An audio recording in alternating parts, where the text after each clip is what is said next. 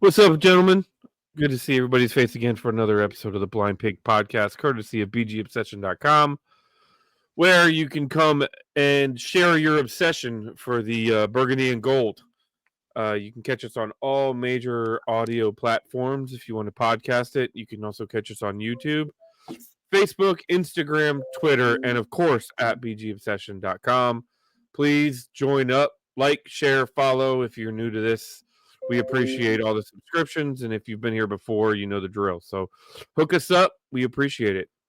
So we also gents, joined Blue Sky this week. For those of you that have stumbled over there, we certainly not in protest in our situation, but we are over there trying to build a little audience. So come check us out over on Blue Sky. We creatively called our channel BG Obsession. So that is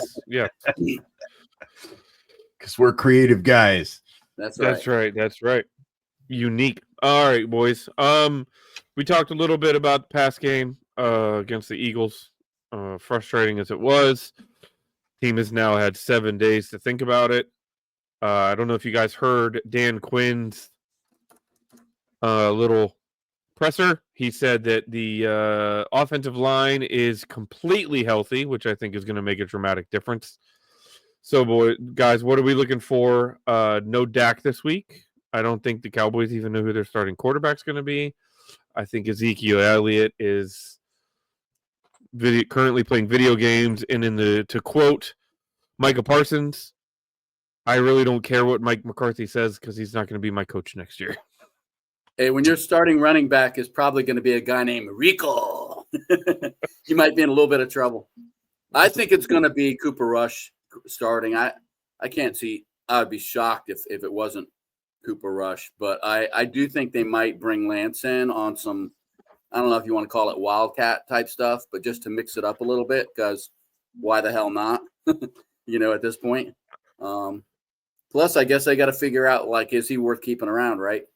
At some point, but weirdly, I've been completely out of the loop here in Dallas this week. I have not had a chance to watch any of the local news.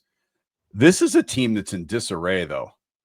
I mean, seriously. And I would kind of like to be the football team that drives a stake through their heart this weekend and just destroys everything.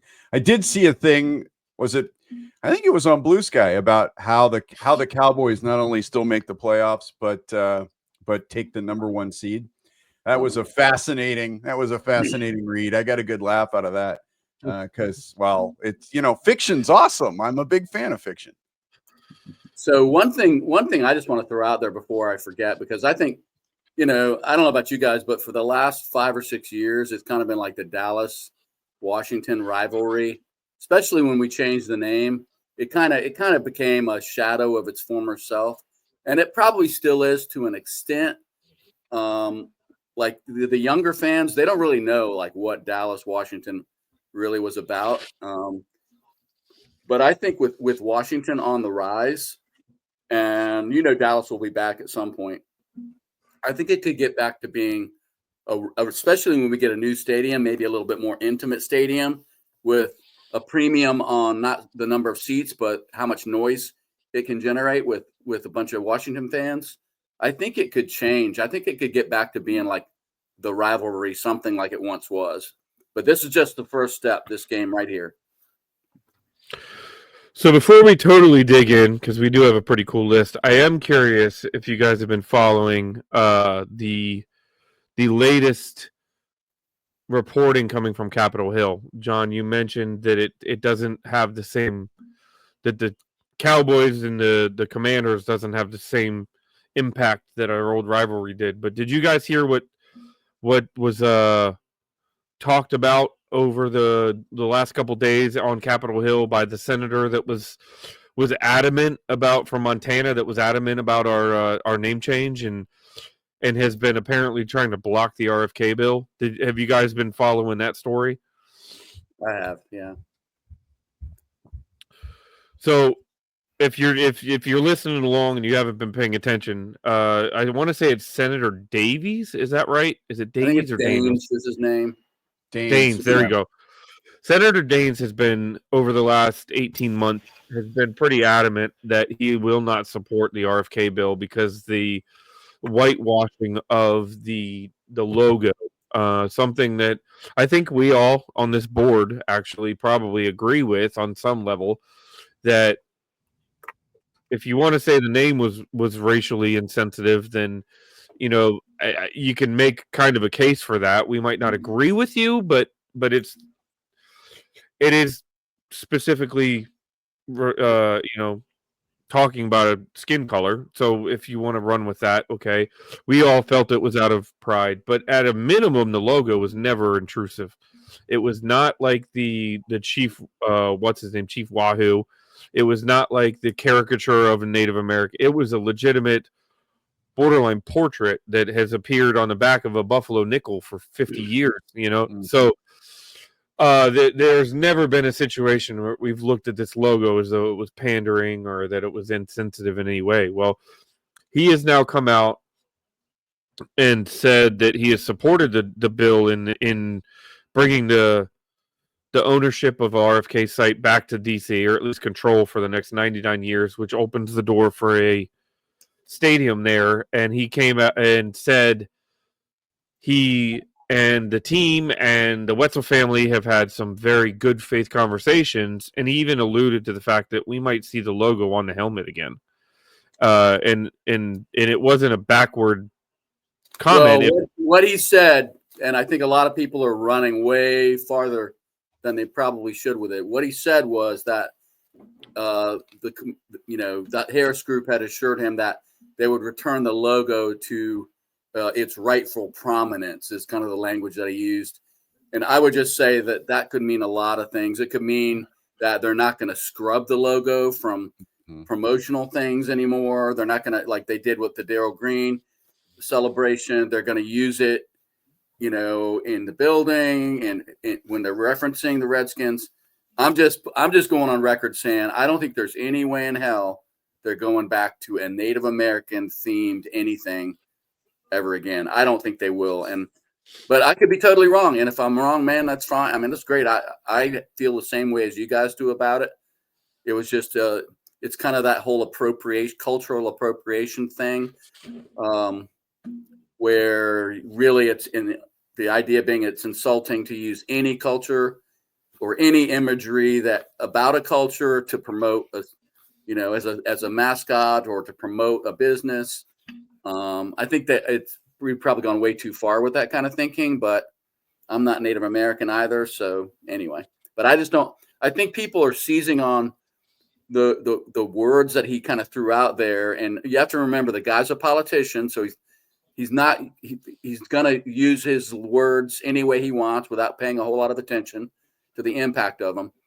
And also the reporter didn't ask any follow-up, right, which any sports reporter, John Keim, would have been all over him. Like, what do you mean by that?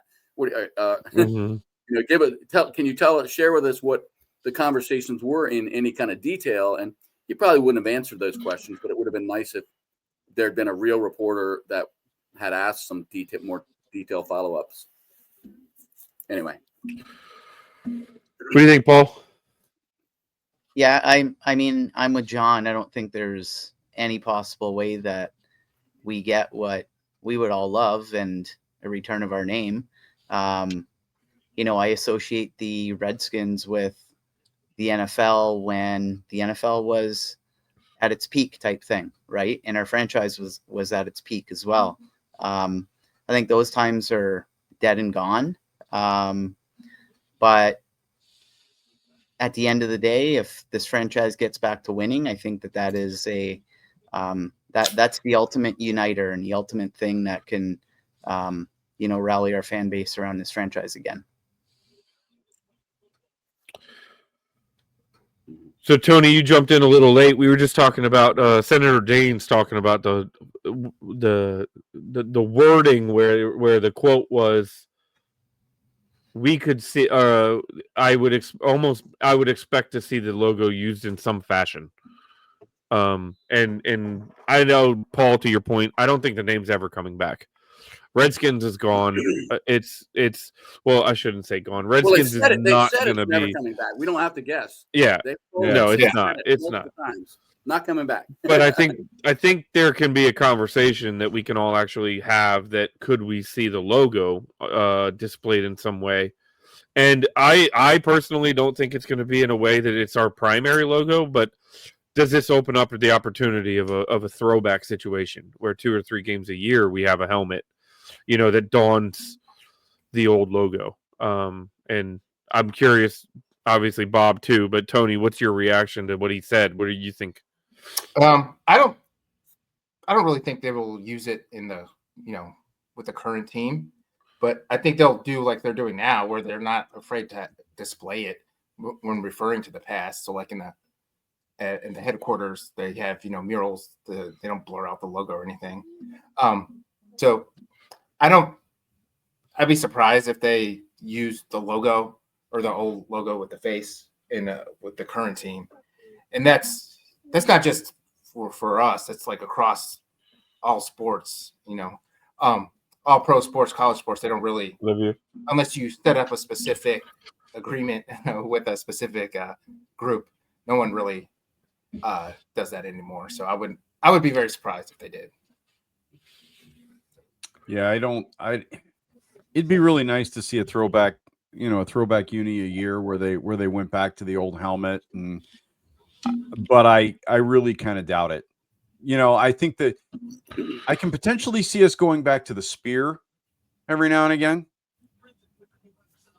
But I'm not sure that we ever go back to the logo that all of us grew up loving and wearing. I am thrilled with the fact that they're going to stop whitewashing or trying to whitewash history. That in and of itself is a step in the right direction as far as I'm concerned. As long as I think the key to the whole thing is if they can get the NFL to agree to it, because the NFL's worse than the franchise has ever been about whitewashing it. You look at anything that's ever come out of the NFL in the last 3 years, and somehow the logo is magically obscured at every single point that it should be or could be visible in anything that the league has put out. I would very much like to see the league get on board with not whitewashing it. John's right. The owners have stated very unequivocally that we're never going back to the name. Honestly, if we're not going to go back to the name, I'm not sure I want to go back to the iconography, because we're going to do something different, and whatever we do different needs to match. The iconography of the team needs to match whatever the name is. Whether we I think if they were going to go back to that logo, Bob, it would mean they were going with Warriors or something. Yeah, they were going to ignore that whole aspect of it can't be anything Native American themed. And I will say this: I said it on the board. They have some leverage if that's the argument to the NFL that, look, you're letting the Chiefs go. They use far more offensive, stuff. They allow far more offensive stuff like the tomahawk chop and the chanting than anything that Washington fans ever did. So I could see them going to the NFL if they were determined to bring the logo back. It's possible they could say, look, we're going to be the Warriors and we're going to have that logo, and you have no choice. Otherwise, we're going to demand that the Chiefs rebrand as well. So I think that's a long shot possibility, but that's the only scenario that I could see where it might still be out there. Yeah. Anyway. Well, beyond that was just kind of some developments. I'm not going to call it breaking news, but a development that's happened over the last couple of days. So, gentlemen, there's a football game on Sunday. Washington has opened as 10.5-point favorites against the Cowboys, which is terrifying beyond words. I don't know if you guys agree with me there, but that's like the last thing I want because we've all witnessed it. But I will say there is no reason to be that we shouldn't be confident that this team can beat Dallas on Sunday. The only thing is the division factor, maybe, or but I'm curious, how are you guys feeling going into Sunday afternoon? I feel pretty good, which bothers me. Well, I mean, I realize that for years now, the New York Giants have really been our boogeyman team. Yeah. Yeah. Every team in the NFL's got that one team that just seems to be able to get them. The New York Giants have been a bigger problem for many years than the Dallas Cowboys. The problem is the Dallas Cowboys for many years have been the better football team. And it's impossible having a team like that gets you almost by definition requires that team to not be as good as you are. You're losing to a team that is inferior. Well, the Cowboys have been a better football team for 2 decades. The reality, I don't think they're as good as they get made out to be every year, and we'll get to that, I'm sure, at some point in the next few minutes. But they've been a better football team than we've been. Like that or not, I mean, and I don't like it. I live here. It sucks to live here and have them be the better football team. Let me tell you, the only thing that sucks worse than living here and having them be the better football team is living there. And the reason is there are almost as many Cowboy fans in Washington as there are in Dallas. But they're not a great football team right now. I wasn't kidding a minute ago. They are in disarray, and fans down here are just kind of turning away. They're writing the season off. The local fans are, for the most part, because this football team just can't seem to get out of its own way. So let's hear what brother Mark has to say about it. So Dallas week. Woke up this morning here in Germany to the first snow of the year, and it is cold and kind of bitter, and it's Dallas week.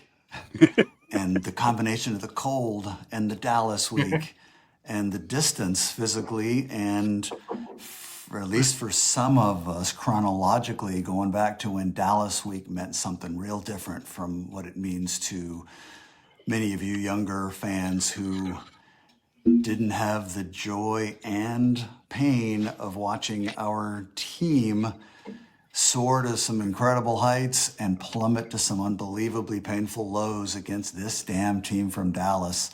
And who comes in this week at the perfect time? This is like the 2024 fulcrum for the Washington Commanders. Is this game against Dallas for a lot of reasons that I know you've talked about already this week, and we've all been reading about it. And where is the 2024 Commanders? Where are they? Where's Jayden? Where is the team? Coming out of 2 straight losses, and now we've got, this is the game, right? This, at least this week, feels like the game where the team has to make some hay. You got to beat this Dallas team at home coming out of the last 2 weeks. You got to have this one. So I've been thinking a lot about what that means and how we go about doing it, and seeing things on 2 levels, right? 2024 and this playoff season versus the big picture that we all know about the recalibration and all that. So the guys will be talking about all this, and you've all been thinking about it a lot. I got some thoughts on the 2024, and I got some thoughts on the beyond, but mostly I just wanted to set the stage here, fireside chat style with props. It just feels different this week, guys. It feels different this week, and a lot of that has to do with the fact that our team is no longer a laughingstock, and we are expected to thrash an inferior team at home. But don't ever lose sight of the Dallas thing. For you younger fans, we're building a Dallas legacy. You're going to find out a lot about what that feels like over the next, hopefully, few days this week, and then heading on into the stretch of this season. So I'll be back in a little bit. Yeah, Mark's touched on a little bit of what I kind of was going down that road of. It used to be a big deal for us. For most of us, it was a huge deal. It's not been such a big deal for the last 20 years, but it could become a lot bigger deal going forward when we're really competing every year. Yeah, I think. Sorry, go ahead, John. No, go ahead. I think there's something to be said there. I think we're in a different position than we've been in the last 2 decades. But then I think back to those moments, like those moments that we've had over the last 20 years, where the team has had the success that we've looked at. A lot of that is at the expense of the Cowboys, man.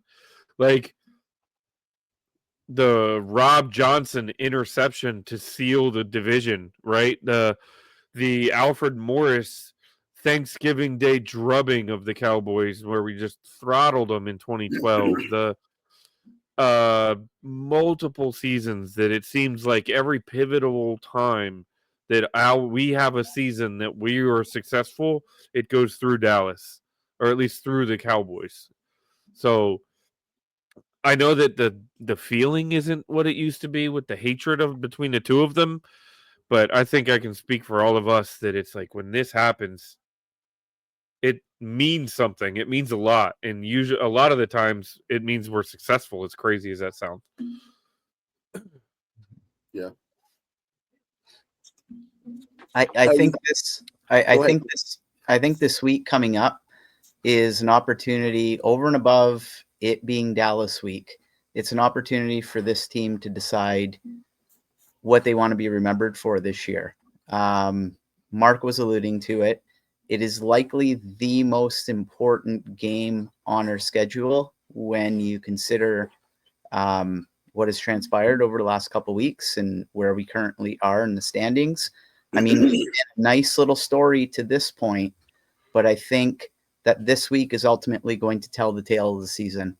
If we come out victorious this week, I think that this Dallas game will be the one that we look back on at the end of the season and say that was probably the moment that catapulted us, to get into the playoffs. Where on the other hand, if we end up dropping this week, I think it's just going to ultimately be one of those seasons where we maybe look back on it and say, oh, that could have been a nice story, but we ultimately fizzled out. So we have to decide who we want to be and what we want to be remembered for this week. As my tagline this week says, 2 in a row or we don't go. I don't know if that's technically true, but I feel like we've beaten every team that we should have beaten on the schedule this year. We really have. The teams that we've lost to, the Bucs, the Ravens, the Steelers, and the Eagles at Philadelphia, those are teams that everyone on the planet expected us to lose. But we've beaten every team we were supposed to beat. We got to beat Dallas and we got to beat the Titans back to back because we're supposed to. Yeah, and I'm also optimistic because this is the first time we have like the timing of the schedule advantage for once. Coming off the mini bye for us, and then Dallas played Monday night, shorter week, and they got to travel here. So I'm looking forward to that. And then also one thing we've consistently seen the whole year is Quinn and the guys always have the team prepared. Even if we lose, the team's like prepared and gives their best. And more than anything, he wants to beat his old team too. So those are two of the reasons I'm optimistic for this week. So I know that one of the things that Mark wanted to chime in on is Jayden Daniels, because we're also coming into this game after the injury, to the extent that he had an injury. Jayden's completion percentage has gone from like 74% per game to under 60% over the last several games. And his rushing yards have been cut in half per game. So I think that's the other big question is, what's going on with Jayden Daniels, and what should we expect to see in this huge game after an extended week off? And I know Mark wants to chime in on that. The narratives very quickly turned from the Commanders being this team with this generational talent at quarterback who's lifting the ship, and at 7-2, they're the darlings of the NFL, and all of a sudden there's this narrative out there that Jayden Daniels is invincible and he's going to, he's him, and he's going to not only rewrite the record books, but can elevate this team to whatever status. So 2 weeks of reality check against better teams with more complete rosters, the kind of team that we'd like to be in coming seasons, has changed the narrative now. And everyone's questioning, is Jayden Daniels regressing? Is the Cliff Kingsbury offense getting figured out? Sunday against Dallas, I'm thinking that this is a chance for Jayden Daniels to be Jayden Daniels. I haven't heard many people mention this. Not only do I think he's clearly been limited physically, that quick twitch stuff we saw early, escaping the pocket and converting 2 or 3 crucial third downs with his legs, which we haven't seen in the last couple of weeks. That first step and the quickness doesn't look like it's there to me. And I've heard both sides of that argument made compellingly. Better defenses. Well, yeah, better defenses make a big difference, but that doesn't change what the physical eye test stuff. What I'm really interested in seeing from Jayden Daniels this week is not only the continuation of his learning the nuances of being a pocket passer, which he clearly wants to be and is destined to be if he's going to be the guy we want him to be.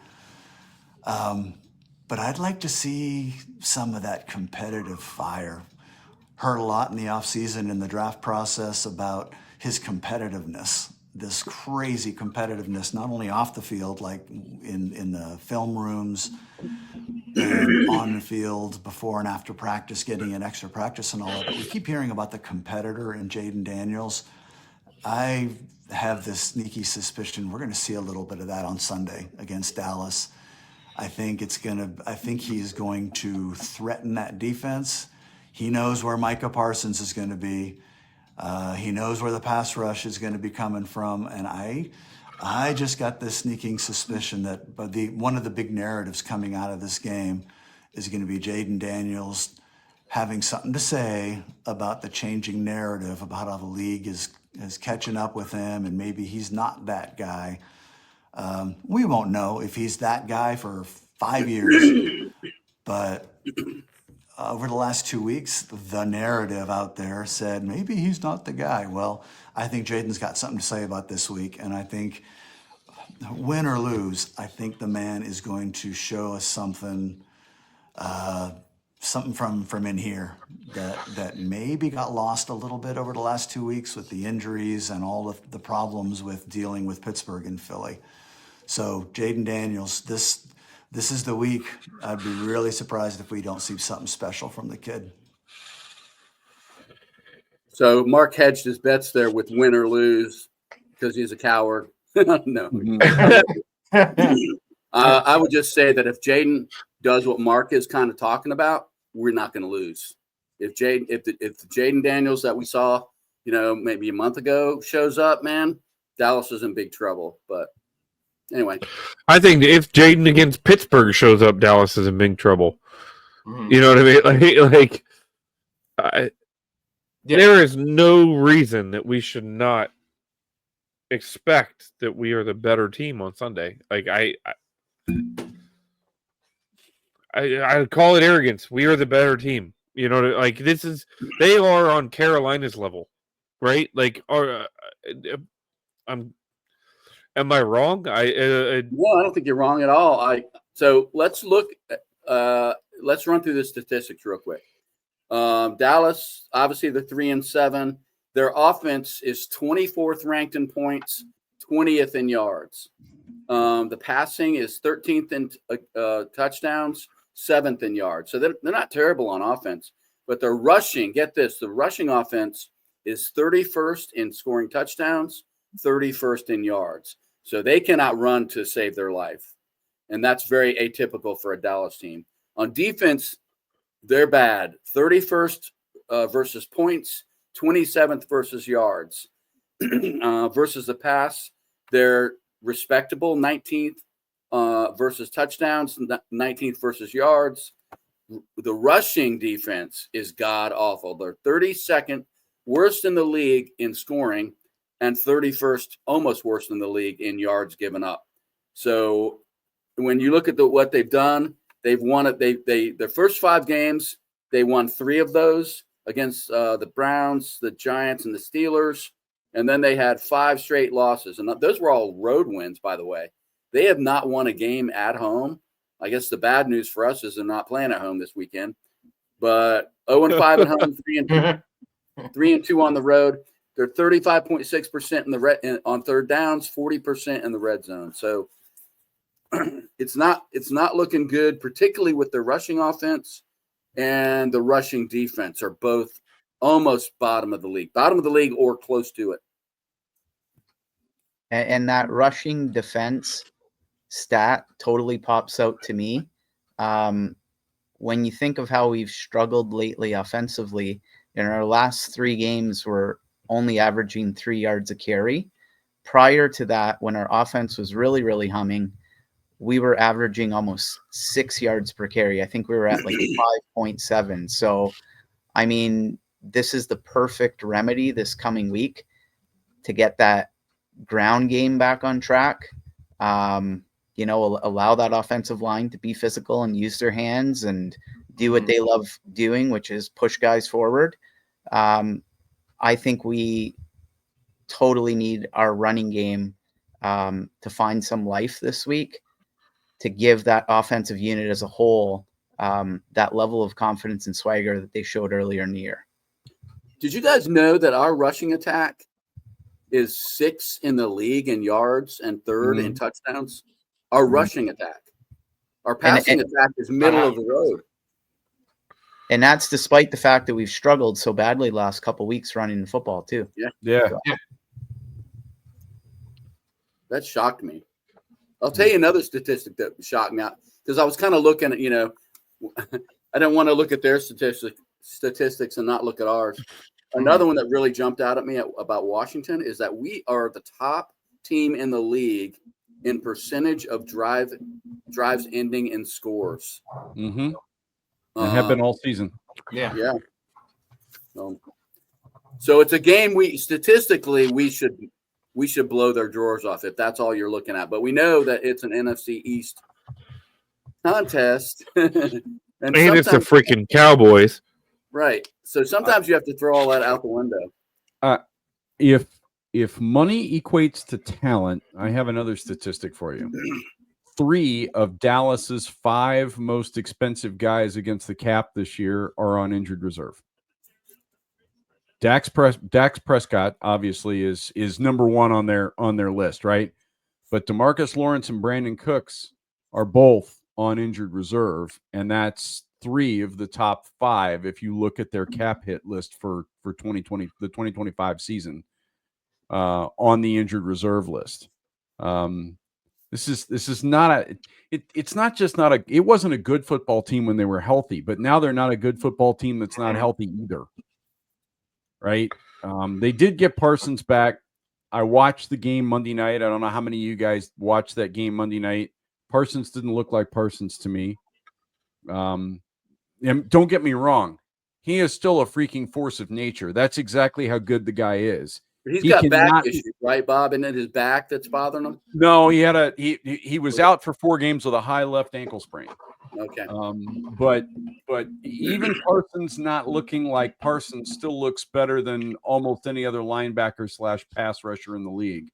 I mean, he's going to get his numbers right, but I don't know. I think all of this is what bothers me, because this is granted, it's a new year, it's a new team, it's a new coaching staff, it's a new quarterback, it's a new everything, but this is exactly the kind of Dallas team that would come to Washington in years past and beat us and beat us and leave us feeling lousy as hell on Monday. So while I feel good about this game, I can't tell you that that there aren't some serious butterflies. And when I say butterflies, you should think objects the size of bats. In a way, it's good that we're coming in having lost 2 tough losses. In a way, it's good because I don't think, as fans, we are paranoid as hell, right? For good reason, as you mapped out there, Bob, because we've had it happen so many times. But I think in their mindset, they've lost 2 games that they could have won. Like, especially last week, they hung in there for 3 quarters, man. That last quarter, they just ran out of steam. The offense had didn't have a great outing. So I think in their mind, they're hungry, man. They're like ready to like get back out there. So that's probably a good thing.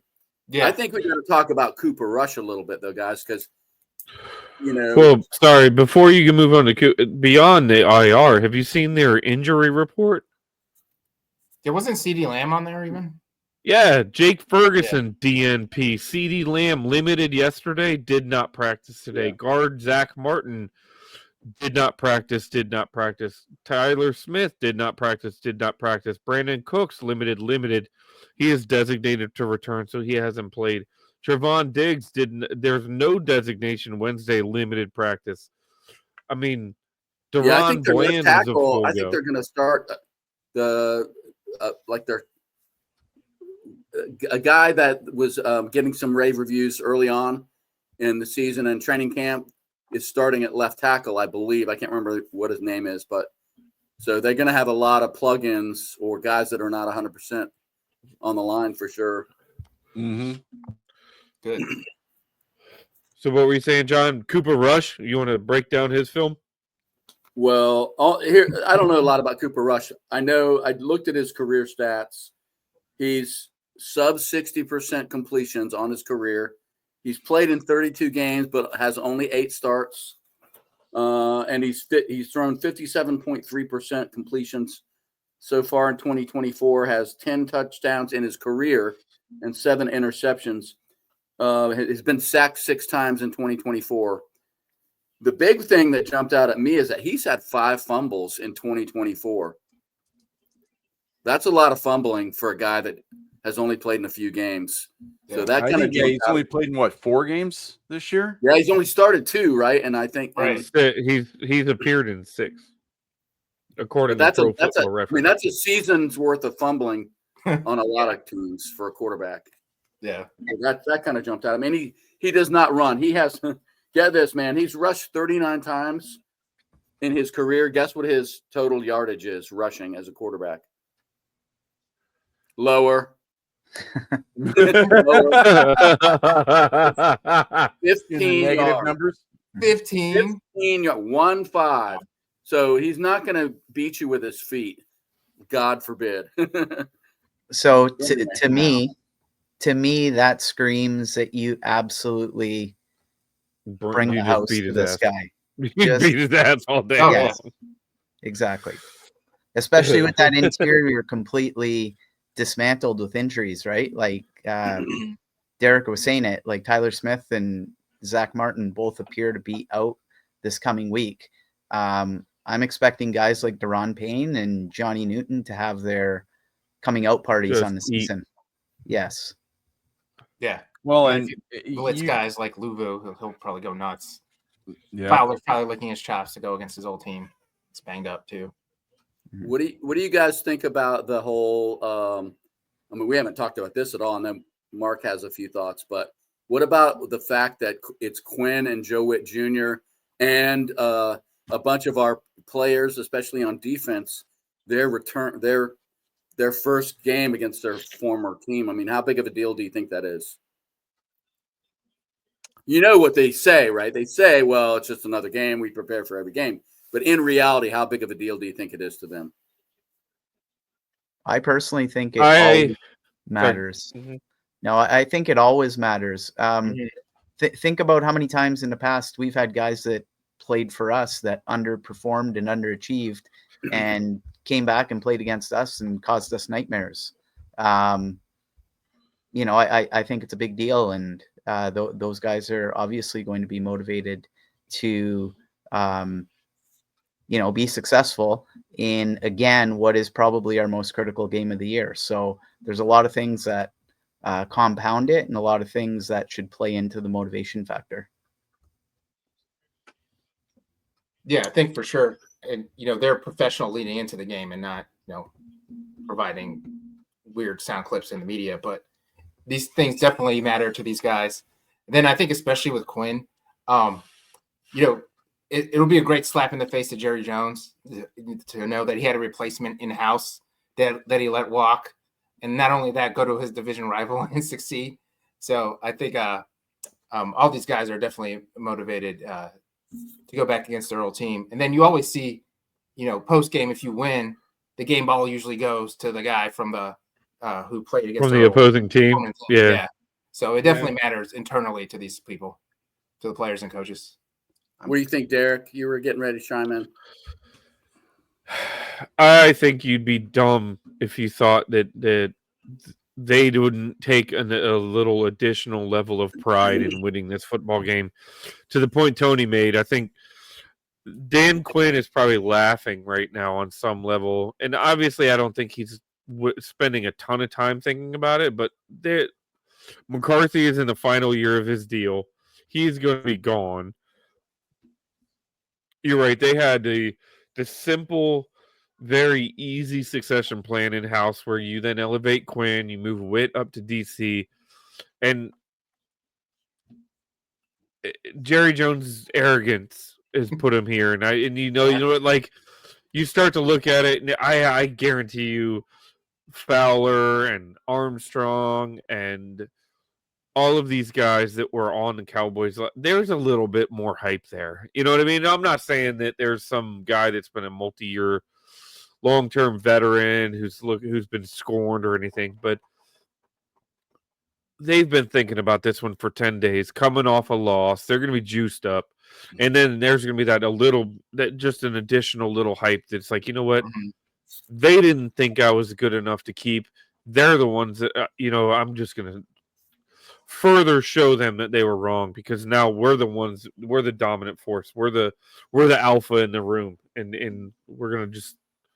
And just like we saw against Arizona with Cliff Kingsbury, they know that team inside and out. It's not just about motivation.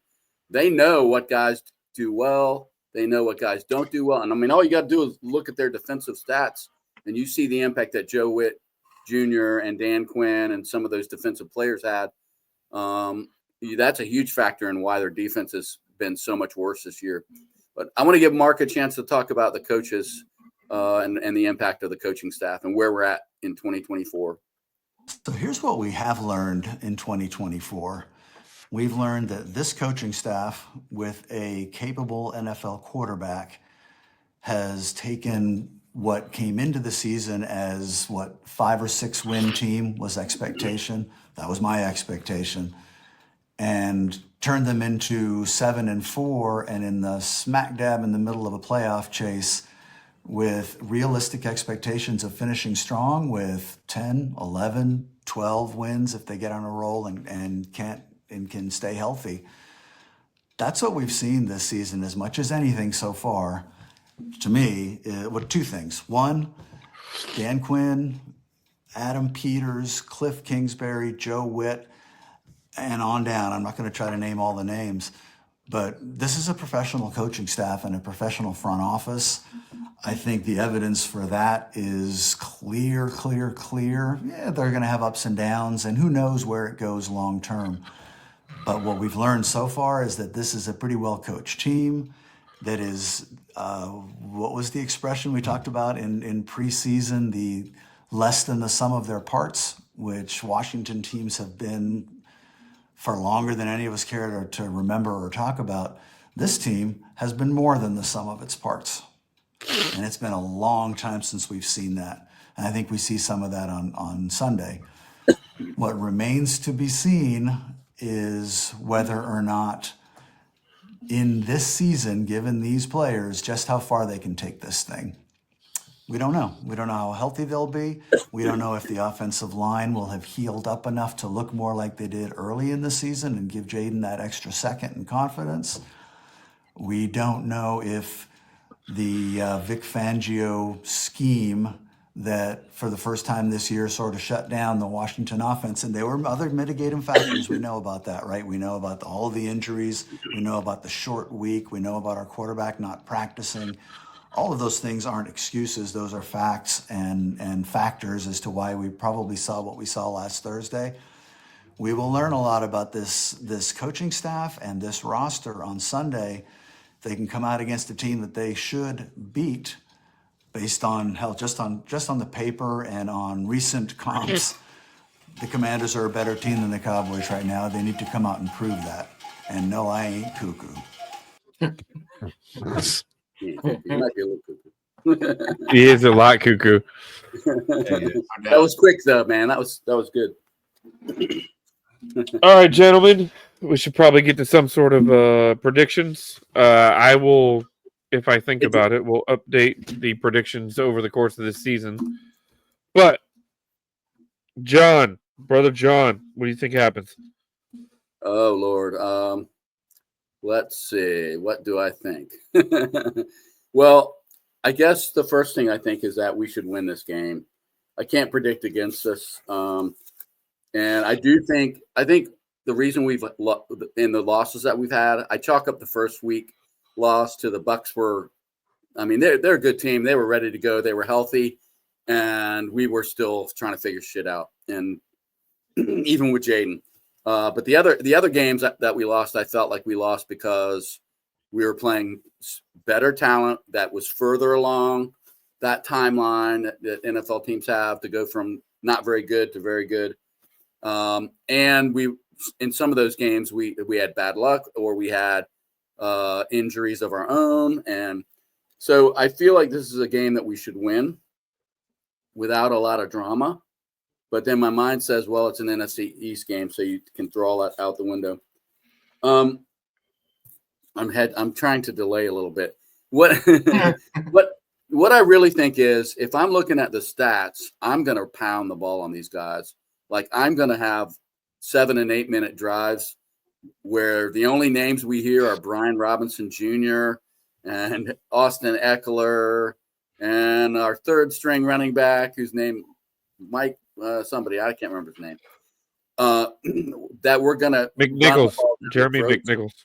Thank you. Oh, it had an MC in it anyway. I think we're going to pound the ball. That's what we should do because they've shown that they cannot stop the rush. And I also think the fewer chances we give for them to have possessions, the fewer the chances of something crazy happening, some deep ball. You know, I'm still not. The defense has been playing lights out based on their talent level, but still, I'm a little paranoid about our defensive backfield. And they have nothing to lose, right?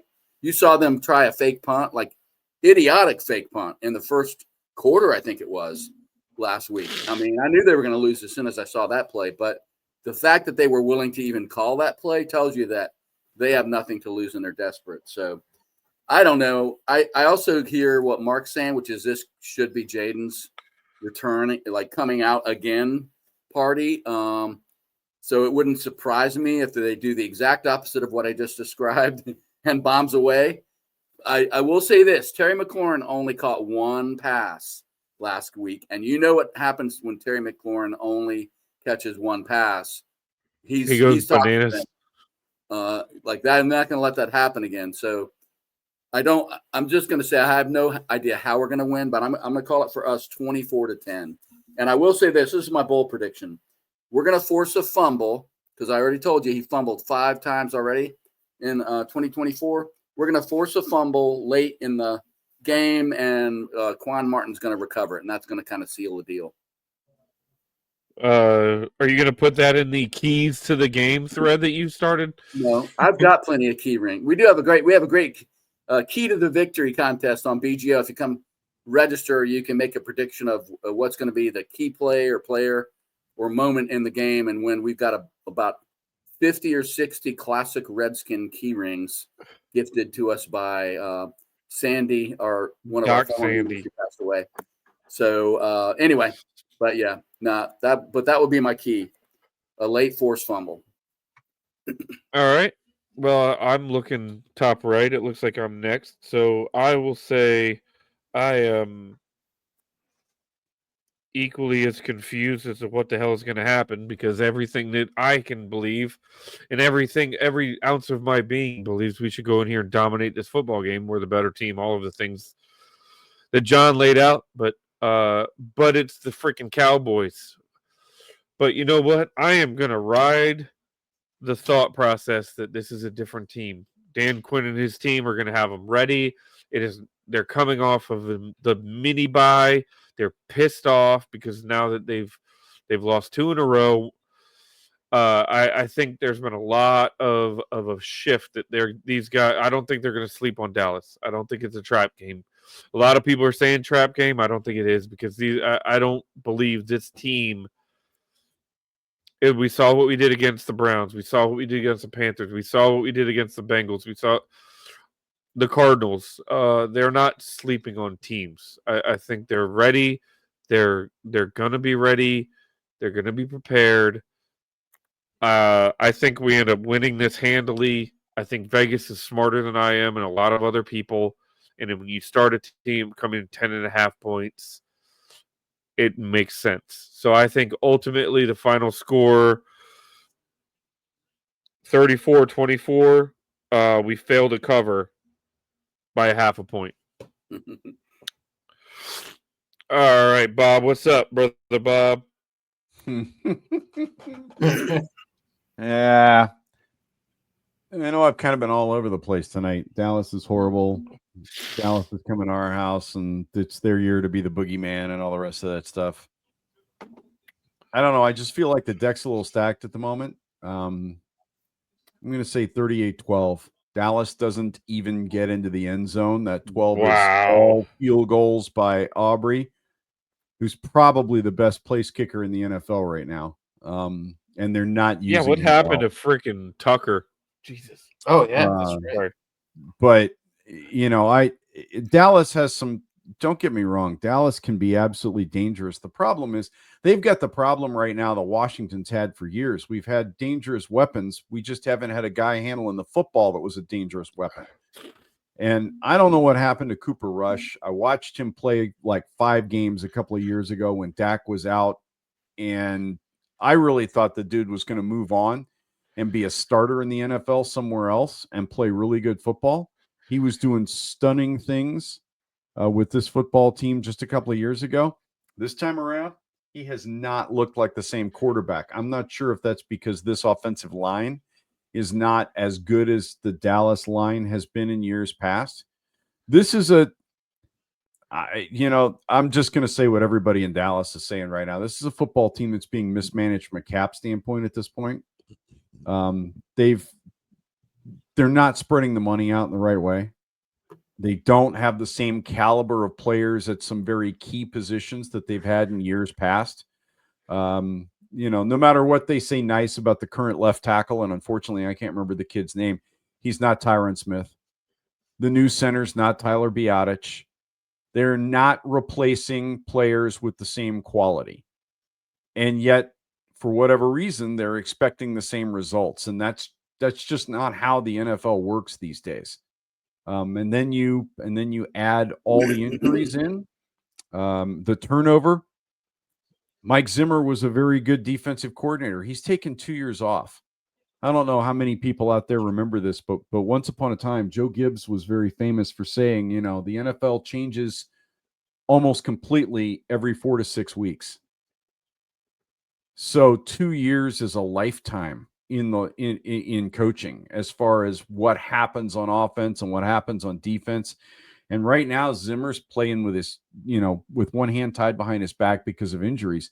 They're literally having to leave some defensive sets out of the game plan because they don't have personnel to fill that out. I read an article about that today. They are literally playing some defensive sets they know are bad in situations where they know they shouldn't be playing them because that's all they've got for personnel right now. So they're getting some guys back this week. Some guys theoretically are going to play this week that haven't played in several. So we'll see what happens. But this is a game Washington should just run away with.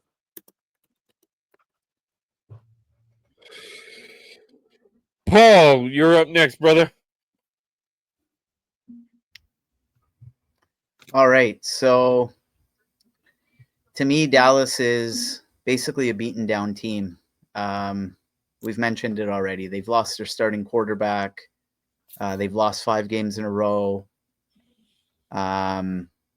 Their coach is on an expiring contract. And over and above that, their roof is falling apart. I find that. I think that kind of describes and no toilet water though. No sewage. That's we right. still got it. it basically epitomizes where their season is right now. They don't have much to play for this week unless we give them something to play for through our own inefficiency or ineffectiveness. In my opinion, we got to take these guys down early. We have to give them every single reason to want to check out of this game. And my Christmas tree is up behind me. It's that time of year. The weather's getting colder. We're approaching the end of November here. It's that time of year where you have to start dominating football games up the middle. I expect us to have a physical presence on the interior and the defensive line, and I expect us to reestablish Brian Robinson running between the tackles this week. Give Dallas every single reason to just want to run for the exits, get back on that flight, and go home to Dallas. I think they're going to hang with us for a half, but I think in the second half, you're going to hopefully see Washington wear these guys down, and I think that's maybe going to open some things up for Jayden Daniels to be able to attack the perimeter with his legs. And I think we might be able to see some of those big run plays that we were familiar with him producing earlier in the year. I'm going to say Washington wins 27-17. 27-17. All right. Tony, what you got, brother?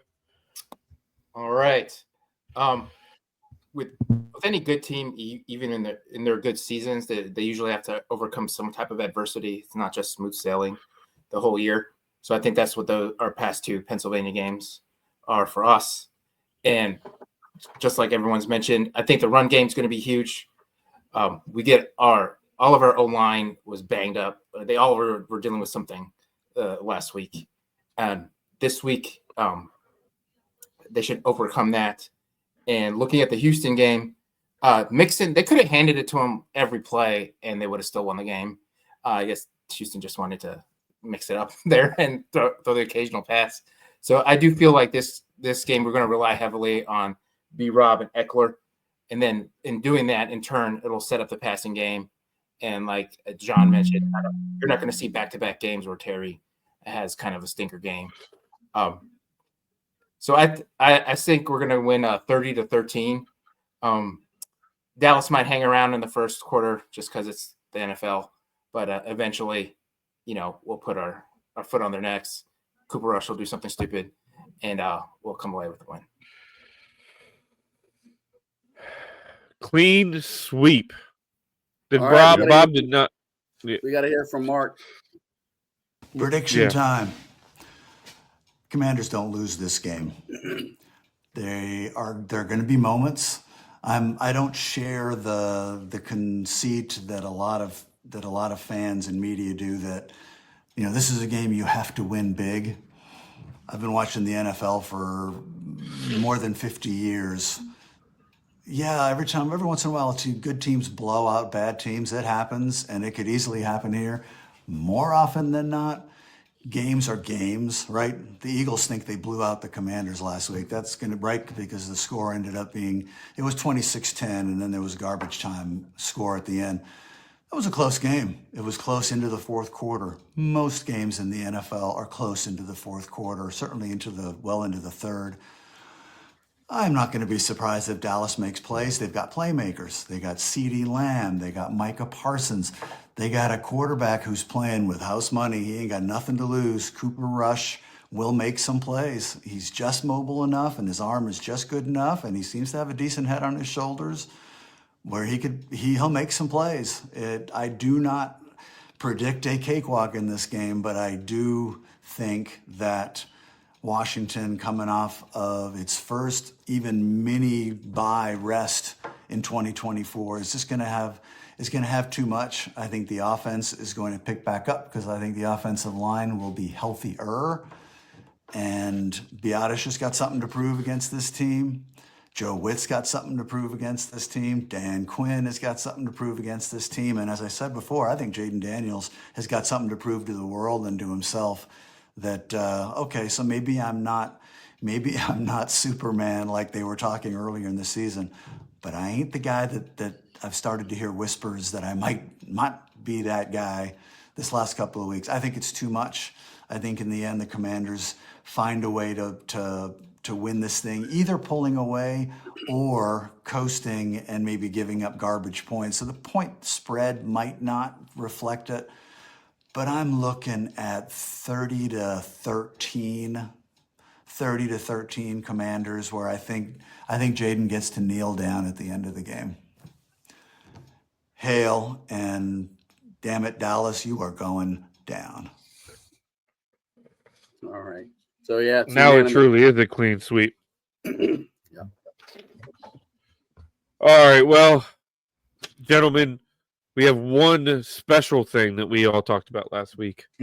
We put together a Letterman-style top 10 list of why we are not Cowboys fans. And on the board, we had some really good submissions. So, Bob, you've compiled the list. I'm curious, what are the top 10 reasons that we are not Cowboys fans?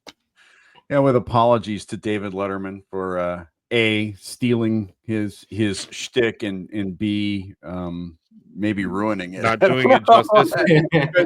Because we did put this to the membership at bgobsession.com, and we did let them weigh in. So the vast majorities are from guys that are members at BGO, but you've never seen on this podcast. So without further ado, at number 10 on the top 10 reasons we are not Cowboy fans, because George Allen showed us the way, from member The Rook.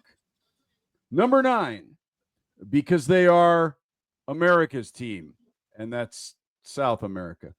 That's from member Football. Number 8, Dallas backwards is salad. And yeah, Disco Chungus. Let's see. At number 7, because regardless of how horrible the team is, they're always picked to win the Super Bowl year in and year out. I think we can all get behind that. We're all that. That's from Mass Skins fans. At number 6, because I've been to Dallas and I can find Texas on a map. That's from Tony.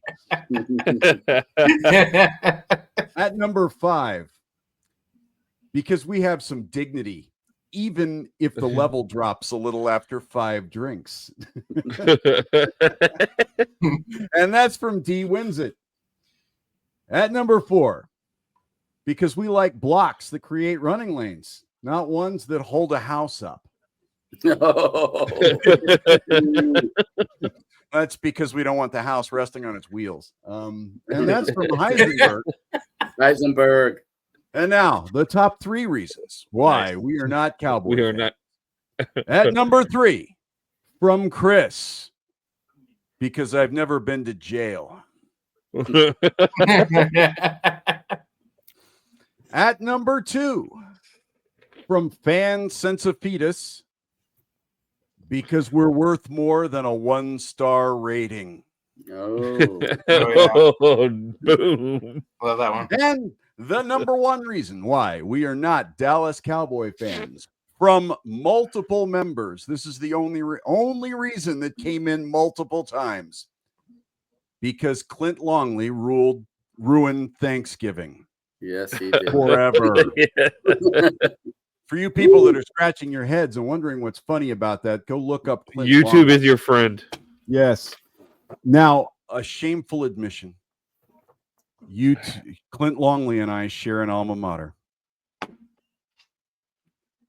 Wow. Oh, that's painful. You know, if I'd known that he was from that school, I might have gone. You would not have gone. Completely put the whole thing together until I got there, and when people started giving me shit about it. So there you go. But anyway, I just want to put on the record, I can't believe Chris has never been to jail. That's